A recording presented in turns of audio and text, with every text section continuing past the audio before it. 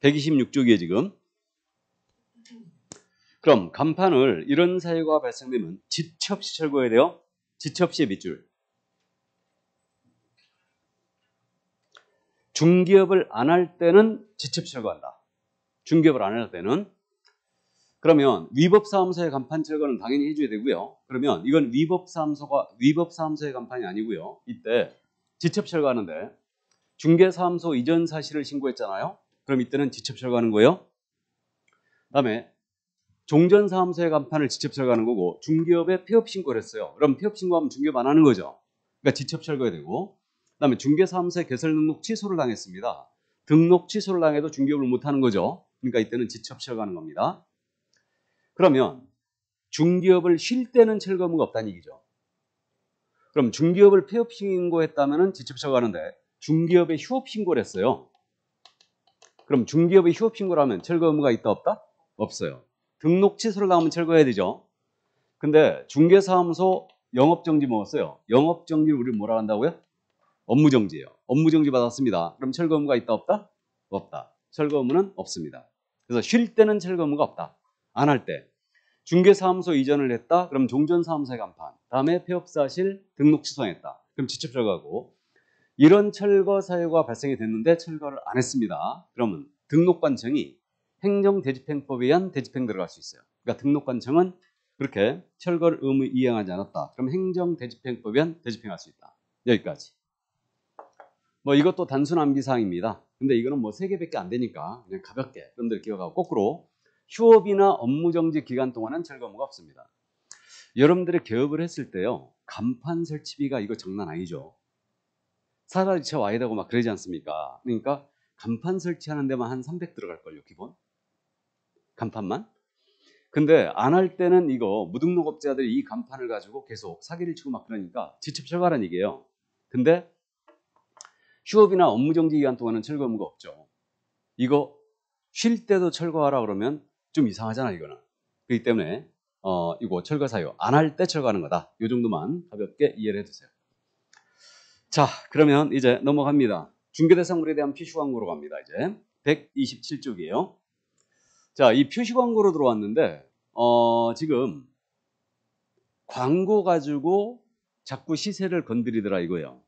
그래갖고 광고할 때 명확하게 하라. 이래가지고 광고에 대한 규제가 들어왔습니다. 그러면 중개대상물에 대한 표시 광고를 했는데 이 표시라는 말 있잖아요. 이 표시라는 말은 그겁니다. 우리가 상품을 사게 되면 상품 포장지에 이 상품의 구성 성분, 주의할 점, 뭐 이런 것들 막 써있죠. 이게 표시예요. 물건 자체에 대고 하는 홍보활동. 이것을 표시라고 이해하시면 돼요. 물건에다 한다. 물건 자체에다가. 그 다음 이제 광고라는 것은 매체를 통한 홍보활동이라 이해하시면 됩니다. 매체를 통한 홍보활동. 그러면 신문도 있고 방송도 있고 인터넷도 있고 잡지도 있죠. 이런 걸 통하여 하는 홍보활동이 바로 광고다. 그러니까 실질적으로 중개사물에 대한 광고죠. 그래서 광고할 때 명시할 사항을 딱 정해줬어요. 이 사항은 들어가 있어야 된다. 이게. 자, 그래가지고 바로 내려갑니다. 중개대상물 광고할 때 거기 지금 127쪽에 명시사항은 다음과 같다 이래놨잖아요. 그랬는데 그 위에 써있는 말이 뭐라고 돼 있냐면 이 표시 광고할 때요. 언제나 명시할 사항이거든요. 이건 공통적으로 꼭 신문으로 나가든 방송으로 나가든 인터넷으로 나가든 무조건 나갈 사항인데 이거는 중개사무소에 관한 사항이에요. 중개사무소에 관한 사항은 반드시 포함되어 있어야 됩니다. 이게. 자, 그래가지고 뭐가 나가야 되느냐. 개업공사의 성명 나가야 됩니다. 개업의 성명. 법인은 대표자의 성명 나가야 돼요.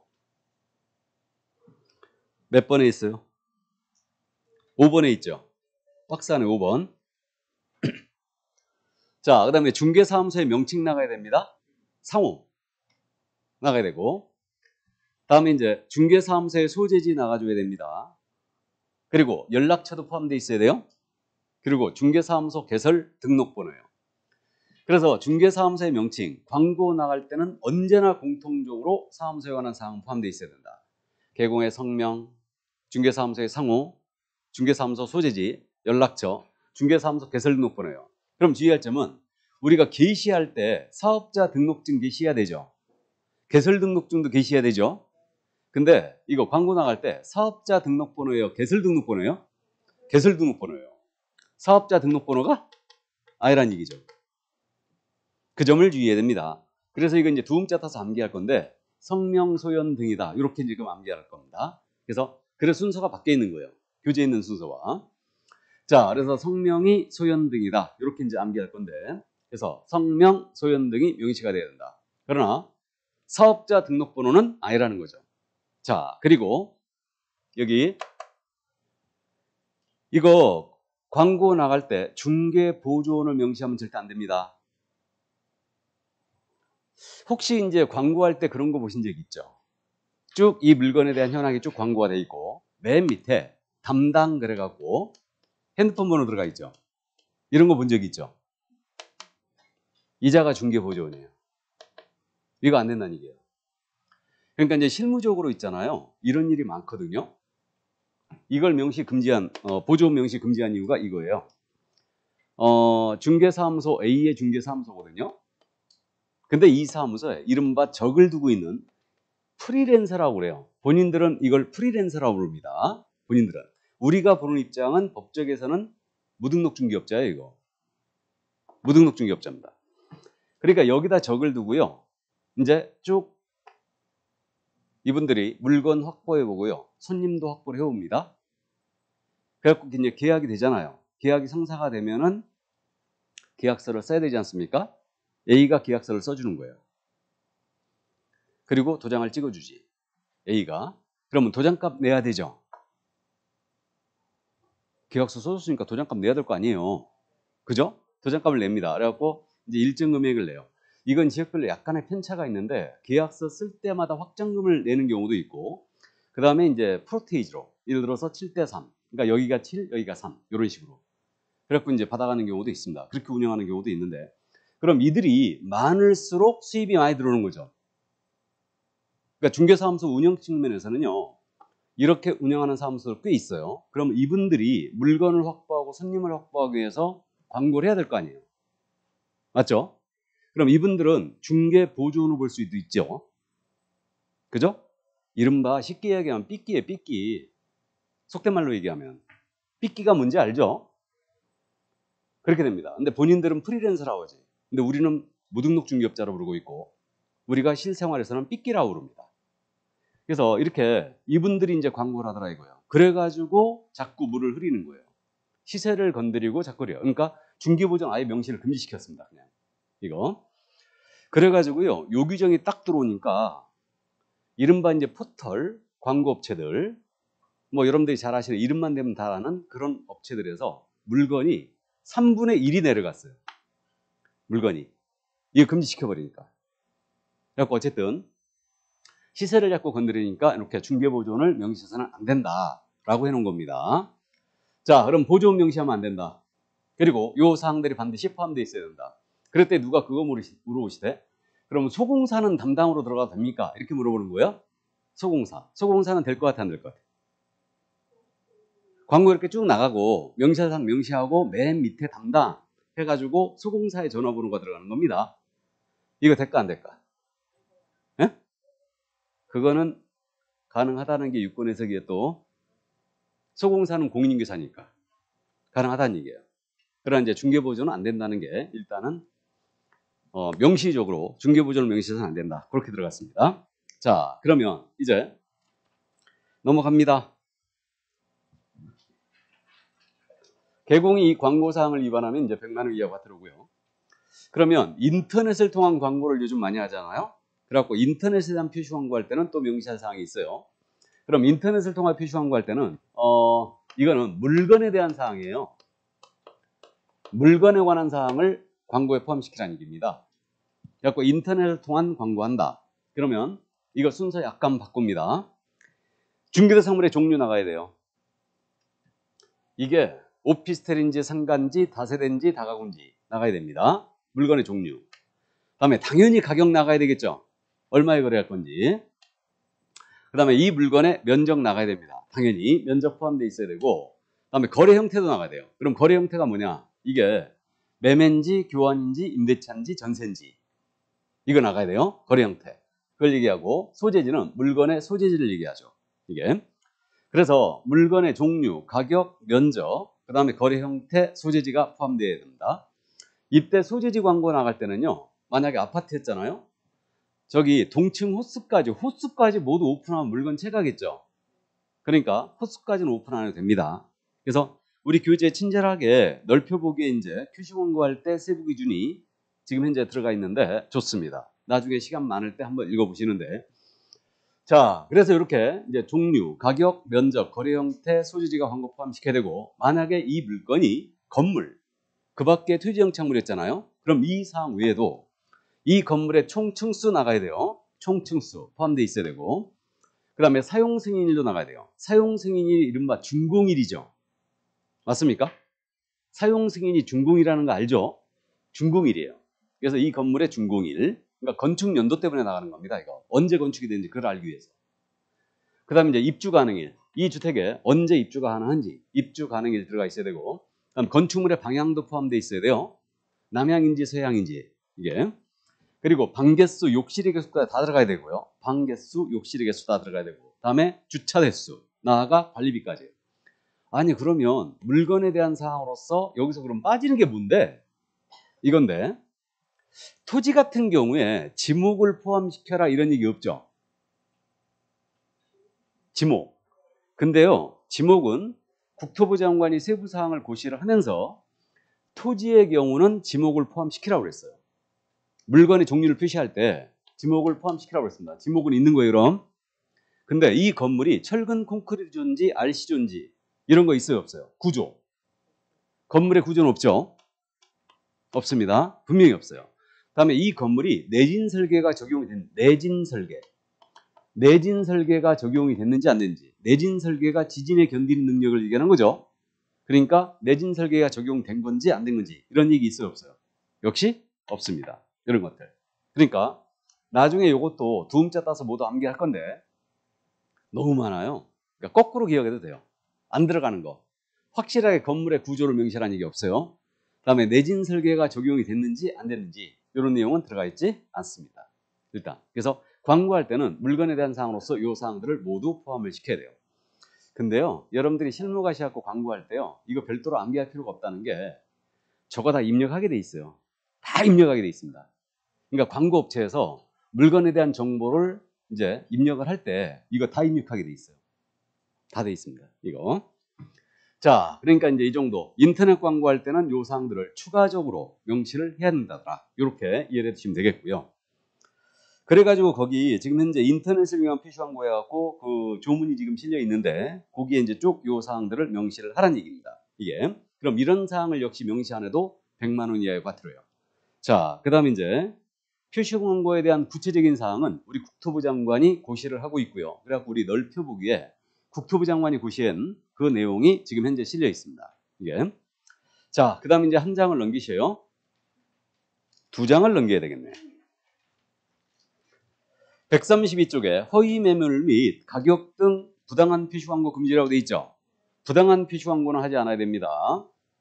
그럼 부당한 표시 광고가 뭐냐? 이게 문제인데. 자, 이것도 바로 들어갑니다. 거기 그 133쪽에 지금 현재 박스 처리가 되어 있는데 전부 다 조문에도 실려 있고요. 부당한 표시 광고는 첫 번째, 물건이 존재하지 않습니다. 존재하지 않아서 실제로 거래를 할 수 없는 중개대상물에 대한 표시 광고 안 됩니다. 그럼 이거의 대표적인 사례는 뭐냐? 우리 그 실무에서 있잖아요. 상가에 대한 광고를 하지 않습니까? 또는 아파트에 대한 광고를 해요. 그러면 특히 이제 상가가 이런 일이 많은데 상가는 물건을 광고를 내보냈지 않습니까?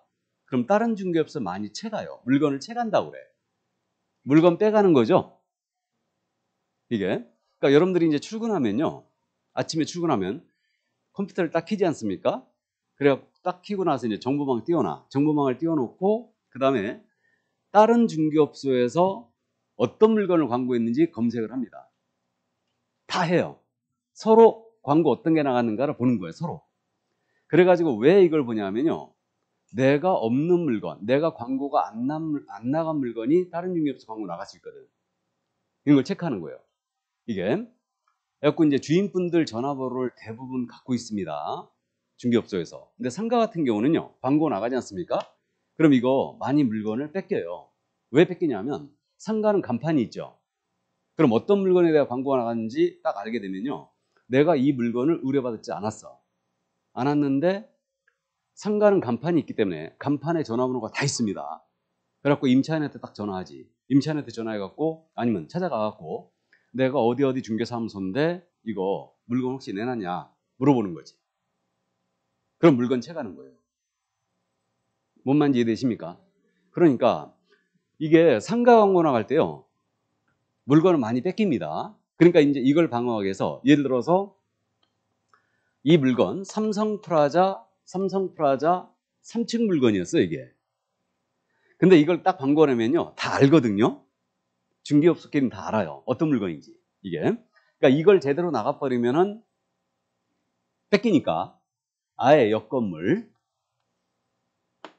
현대프라자 2층 건물로 내버리는 거예요, 광고를. 그럼 실제 물건은 이거죠. 근데 광고가 이게 나가 있는 거야.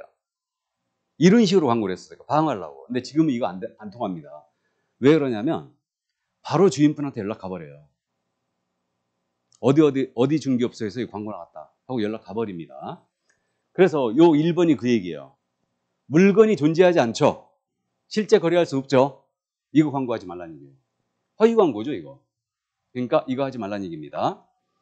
자, 그 다음에 2번은 가격 등 내용을 사실과 다르게 거짓으로 표시한 건다. 이거는 뭐 부연 설명 안 들어도 그냥 쉽게 이해가 되는데 여러분들도 그런 경험 해봤을 거예요. 예를 들어서 이 물건이 101동 3203호였어요. 물건이 101동 3203호인데 A 중개업소 10억, B 중개업소도 10억, C 중개업소도 10억, D 중개업소는 9억 5천. 이렇게 나간 거야. 그럼 여러분들 전화 어디다 하겠어요? D한테 하겠죠? 가격 등 내용을 사실과 다르게 광고하는 거지. 그럼 이제 손님이 여기다 전화합니다. D 중개업소에다가. 아니, 이거 다른 중개업소는 전부 다 10억에 나온 것 같은데 왜 여기만 9억 5천입니까? 그러면 뭐 주인분하고 내고 가지면 됩니다. 이렇게 얘기하는 거야. 그래서 그럼 물건 있습니까? 그러죠. 있다 하지. 그러면 나오시라고 해요. 그래갖고 중개사무소 나갔습니다. D중개업소 나갔더니 뭐라고 해요?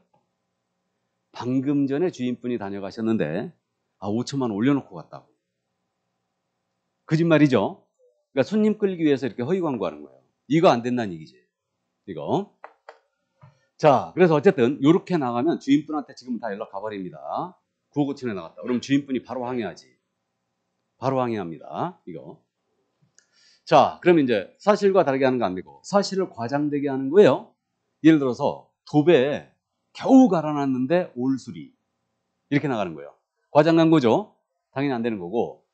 다음 부동산 거래일세를 해치거나 중개 의뢰인에게 피해줄 우려가 있는 광고로서 물건이 존재하지만 실제로 중개 대상이 될 수 없는 표시 광고예요. 그러면 이게 뭐냐? 자, 이거죠. 우리 이 중개업소가 출근했거든요. 출근했더니 다른 중개업소에 전부 다 광고 나간 거야. 근데 딱 물건 봤더니 이게 101동 3203호가 분명히 맞아. 근데 자기는 광고 안 나간 거죠. 이거를 영단을 쫙 봤더니 3203호에 대한 주인분 전화번호가 있는 거예요. 그러면 여기도 광고 나가버리는 거지. 그러면 이는 주인분한테 의뢰받은 적이 없죠. 그러니까 물건이 존재를 하지만 실제로 중개사물이 될 수가 없죠. 의뢰받은 적이 없으니까. 이거에 대한 광고하지 말라는 얘기예요. 물론 지금 이거 못하죠. 주인분한테 연락 가버리니까. 이게. 그러니까 이제 전화해가지고 주인분한테 내가 광고 나가도 되겠습니까? 승낙을 받아야지. 자, 그 다음에 물건이 존재하지만 실제로 중개할 의사가 없는 광고. 이게 대표적인 사례는 뭐냐? 이게 그겁니다. 그런 경험 또 해보시면 계실 거예요. 내가 분명히 101동 3203호를 보고 일단 이 물건을 보러 간 거야. 그랬더니 이 중개업소 사장님이 계속 2203호를 미는 거예요. 민다고 그래. 이거 하라고 계속 지금 꼬드기는 겁니다. 이거 하라고. 같은 라인이고 구조 다 똑같다. 그러니까 2203호를 해라. 이렇게 이제 미는 거예요. 그러니까 물건은 존재하지만 실제로 중개할 의사가 없는 표시 광고죠, 이거. 그러니까 이거에 대한 광고가 나갔는데 실제로 물건 미는 건 이걸 밀고 있는 거예요, 지금. 이분하고 주인분하고 사이가 안 좋거든. 그리고 이건 공동중개고 이거는 내 물건이고 양타거든, 이거. 이거 하지 말란 얘기예요. 중개할 의사가 없는 거죠. 그래서 이거 하지 말란 얘기고, 마지막으로 뭐 이거는 중개사물의 입지 요건, 생활 여건, 가격 등 거래 조건 등 선택의 중요 사실을 빠뜨리거나 은폐 축소하는 방법으로 소비자를 속이는 광고. 이것의 대표적인 예는 그거 아닙니까? 역세권임, 도보로 5분 거리임. 실제로 가봤거든요. 전력 질주 5분이죠. 예. 이런 거 하지 말란 얘기예요. 그래서 이제 광고, 이렇게 허위 광고, 소비자를 속이는 광고, 이거 전부 다 부당한 표시 광고. 그래서 부당한 표시 광고도 이제 유형, 그냥 읽어보면 느낌이 딱 옵니다. 그래서 어쨌든 이것도 두음자 따서 암기를 할 거예요. 부당한 표시 광고에 걸리면 이때는 500만 원 이하의 과태료입니다. 광고할 때 명시할 사항을 명시하지 않으면 100만 원 이하의 과태료. 그러나 부당한 표시 광고에 걸리면 500만 원 이하의 과태료를 처하게 되고, 부당한 표시 광고의 구체적인 유형에 대해서는 물론 국토부 장관이 모두 고시를 하게 돼 있어요. 이게. 자, 그럼 이제 광고를 제대로 하고 있는가? 모니터링을 계속 하고 있거든요, 지금. 그래서 모니터링은 이제 1년 내내 이 그림으로 여러분들은 연습을 할 겁니다. 칠판 그냥 보시고 이거 그냥 한번 들으시죠. 모니터링의 주체는 국토부 장관이에요. 국토부 장관은 법령을 준수하는가, 표시 광고가 법령을 준수하는가 여부에 대하여 모니터링을 할 수 있다 이렇게 돼 있어요. 그럼 이분이 나란 일 하신다 바쁘시니까 위탁 운영을 하고 있거든요. 그래서 모니터링을 지금 현재 모니터링을 위탁 운영을 하고 있는데, 이 위탁 운영은 누가 지금 위탁받았냐면 한국인터넷광고재단이 있어요. 한국인터넷광고재단. 여기서 위탁받아서 현재 운영을 하고 있습니다. 그래서 이 자를 모니터링 기관이라고 해요. 여기서 위탁한 거예요. 그러면 모니터링은 기본 모니터링이 있고 수시 모니터링이 있거든요. 그럼 기본 모니터링이 뭐냐면 분기마다 하는 거예요. 그럼 분기는 3개월을 얘기하죠. 그러니까 1, 4분기, 2, 4분기, 3, 4분기, 4, 4분기. 그래서 분기마다 하는 모니터링을 기본 모니터링이라고 그러고, 수시 모니터링은 말 그대로입니다. 필요할 때 한다는 얘기죠. 이제 필요시 하는 모니터링. 이게 수시 모니터링이에요. 그럼 모니터링 기관은 모니터링 계획서를 작성해야 돼요. 그래서 국토부 장관한테 이제 제출하는데, 이 모니터링 계획서는 기본 모니터링이잖아요. 그러면 이달 말입니다. 12월 말까지 기본 모니터링을 작성해야 돼요. 이걸 제출해 줘야 됩니다. 12월 말까지 국장한테 내야 되고, 수시 모니터링은 미리 내면 돼요. 자, 그럼 이 모니터링 계획서에 따라서 모니터링을 했지 않습니까? 그럼 이 결과 보고 하게 돼 있어요. 결과 보고는 기본 모니터링 있지 않습니까? 분기가 종료가 됐어요. 분기가 종료가 되면 종료된 날로부터 30일이에요. 한 달하고 30일은 같다 틀리다? 같다 틀리다? 틀리다고 했습니다. 그래서 30일 내에 이렇게 결과 보고 하게 돼 있습니다. 그리고 수시 모니터링 했잖아요. 이건 절반 뚝 잘랐지. 그래갖고 수시 모니터링 했다. 그러면 모니터링 완료된 날로부터 15일입니다. 15일 내 이 결과 보고를 국토부 장관에게 해줘야 돼요. 이게. 자, 그럼 이제 국토부 장관이 결과 보고 받았지 않습니까? 그럼 관계 시도지사나 등록관청이 있어요. 관계 시도지사 등록관청 등에다가 조사 및 조치를 요구할 수 있습니다. 국장이. 그러면 이들은 신속하게 조사 및 조치를 해줘야 돼요. 모니터링을 이거 광고를 제대로 하고 있는가. 그래서 시도지사 등록관청 등은 지체 없이 신속하게 이걸 조사 및 조치해주고 이 결과를 피드백해 줍니다. 그러면 조사 및 조치 결과 통보는 며칠 내에 하게 돼 있냐면 10일이에요. 10일 내에 이렇게 결과를 통보해 줘요. 그럼 국토부 장관 결과 통보 받았잖아요. 그러면 광고업체 있죠. 광고업체를 우리는 정보통신 서비스 제공자라고 부를 거예요. 정보통신 서비스 제공자는 광고업체로 그냥 이해를 하시기 바랍니다. 이거, 그러니까 광고 대행업체를 얘기하는데 광고 플랫폼을 운영하는 자. 여러분들이 잘 아시는 뭐 포털, N으로 시작되는 포털, 그 다음에 직으로 시작되는데 이런 데들. 이게 정보통신 서비스 제공자라고 이해하시면 돼요.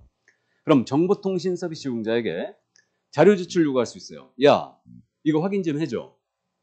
그래갖고 이제 자료 제출 요구할 수 있고요. 조치도 요구할 수 있습니다. 그러면 이들이 조치를 해줘야 되거든요. 국토부 장관 요구했으면 그러면 조치를 해줘야 되는데 안 했잖아요. 안 하면 정보통신 제공자에 대하여 500만 원 이하의 과태료를 국토부 장관이 부과할 수 있어요. 그래서 이렇게 광고에 대해서 모니터링을 현재도 하고 있고요. 지속적으로 체크하고 있습니다. 이거에 대해서. 이게. 자, 그럼 이제 정리하면 모니터링의 주체는 누구다? 국토부 장관이에요. 이자가 위탁 운영하고 있다고 그랬죠. 그럼 모니터링의 종류는 두 가지가 있어요. 기본 모니터링은 분기마다 하는 거죠. 이렇게 되고, 그 다음에 결과 보고 하라고 그랬어요. 기본 모니터링은 분기마다 하는 거예요. 그러니까 결과 보고가 며칠? 30일. 숫자를 이렇게 갑니다. 기본 모니터링은 분기마다 하는 거예요. 분기는 3개월을 얘기하죠. 그럼 3개월마다 하는 거 아닙니까? 3개월이니까 결과 보고 며칠래? 30일이에요.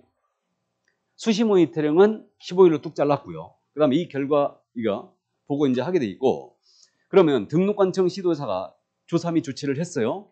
모니터링 광고에 대해서 조사 및 조치하고 이 결과 통보해 줍니다. 이건 며칠이라고요? 10일. 그래서 모니터링은 숫자가 30, 15, 10으로 갑니다. 그래서 이제 이렇게 일단은 기억을 할 거예요. 우리 공인인증서 법령 쪽에서는요, 30일이 두 번밖에 안 나오거든요. 공인사 법령 쪽에서는. 그러니까 이제 나중에 한꺼번에 숫자 그렇게 이제 다시 감을 잡아야 됩니다. 자, 그러면 여기까지 모니터링 제도가 있다더라. 여기까지이시고 기본 모니터링과 수시 모니터링이 있어요. 그래서 쭉 설명이 되어 있는 내용이 바로 그 내용이에요. 그래서 거기 133쪽서부터 설명이 쭉 되어 있는 게 이 내용입니다.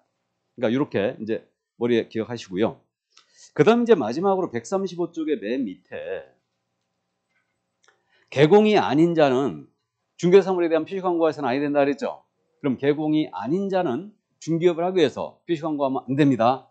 그럼 개공이 아닌 자가 나왔죠. 또 아닌 자가 나오면 형벌이 어떻게 된다고요? 1-1이에요. 이렇게 해요. 아닌 자. 그럼 개공이 광고사항을 위반하면은 100만 원 이하 과태료. 아닌 자가 광고를 위반하면 1-1. 개공이 명칭을 위반하면 100만 원 이하 과태료. 개공이 아닌 자가 명칭을 사칭하면 1-1. 그렇게 이제 기억할 겁니다. 그래서 일단 제재를 위주로 기억합니다. 그러면요, 이게 개공이 아닌 자가 광고하다 걸렸다? 1-1로 처벌합니다. 우리 개공이 광고를 하면서 개공이 보조원을 명시했어요. 보조원 명시하면 안 된다고 그랬죠. 그럼 100만 원 이하 과태료예요. 근데 보조원이 광고하다 걸렸어요. 아까 프리랜서 보조원이 광고하다 걸렸습니다. 그럼 이거 어떻게 돼요? 1-1이죠. 감 잡았어요? 이렇게 됩니다. 개공이 아닌 자니까. 그럼 아닌 자 세 가지 다 나왔거든요. 이제 잠깐 정리하고 가면 공인중개사가 아닌 자가 공인중개사 유사명칭을 썼다. 자격사칭. 개공이 아닌 자가 공인중개사무소 부동산 중개 유사명칭을 썼다. 명칭, 사칭. 그 다음에 개공이 아닌 자가 광고하다 걸렸다. 그럼 역시 1-1이에요. 이렇게. 그러니까 아닌 자, 아닌 자, 아닌 자 3명 다 1-1을 꼭 기억해야 됩니다. 이 중에 이제 한 가지 나중에 이제 언급되는데 아닌 자가 표시광고가 걸렸잖아요. 야는 신고 고발하면 포상금 줍니다. 포상금. 건당 50만 원이에요. 그러면 사칭자를 신고 고발했거든요. 포상금 주지 않아요. 왜 아닌 자가 표시광고했을 때는 신고 고발하면 포상금을 줄까? 왜? 얘는 부동산 시세를 건드릴 우려가 있거든요. 그래서 표시광고 아닌 자가 하다 걸렸다. 그러면 야는 1-1로 처벌하고 야를 신고 고발한 자에 대해서는 포상금을 지급합니다. 그래서 주변에 개공이 아닌 자가 혹시 광고하는 거 본 적 있으면 꼬질르세요. 그러면 용돈 벌 수 있습니다. 건당 얼마? 50만 원. 예. 자, 그럼 여기까지 표시광고에 대한 부분 무조건 출제합니다. 표시광고는 빼먹은 적이 없어요. 무조건 물어봅니다. 그래서 게시, 명칭, 표시광고 여기까지 다 봤어요. 자, 그러면 이제 넘어가실까요?